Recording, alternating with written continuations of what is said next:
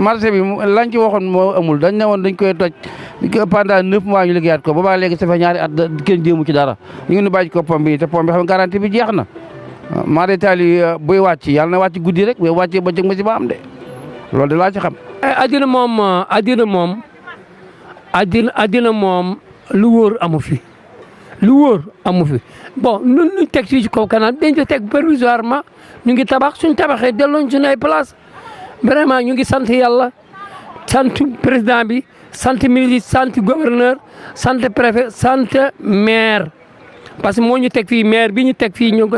fu leen Ousmane Ndoye teg ba am na sécurité. man am na ñun de ci ñun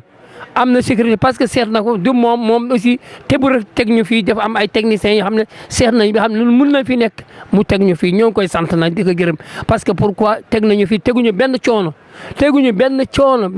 Ousmane Ndoye teguñu ko. liggéey bi comme d'habitude rek xam nga chantier moom